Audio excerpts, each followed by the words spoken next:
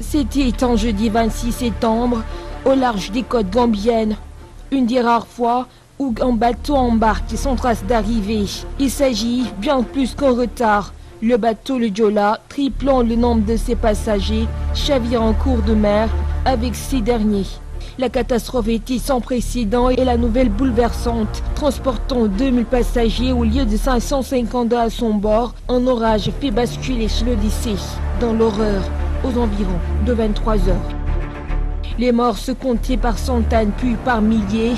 Seuls 64 passagers ont survécu dans ce drame, ce qui constitue un record dans l'histoire des catastrophes maritimes mondiales. L'incivisme s'érige en criminel et ôte la vie à des milliers d'individus de nationalités confondues. 1863 morts par le temps, 15 ans d'indignation. Les responsabilités ne sont toujours pas situées, malgré les multitudes de démarches et batailles judiciaires et le passage d'un régime à l'autre, et même l'intervention d'associations. Rien n'est fait, toujours pas de justice, pas de lumière. Impunité, laxisme, des interrogations se multiplient. L'on se demanderait par ailleurs les raisons du refus des autorités de renflouer l'épave du bateau en dépit de la demande persistante des familles des victimes. Ce résidu du ferry reste ancré sous les eaux.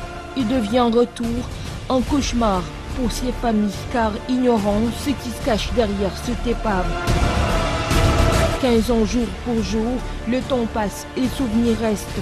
Les conséquences sont terribles. Le naufrage du bateau le Joola, la plus grande catastrophe de la marine civile jamais enregistrée avec des promesses manquées.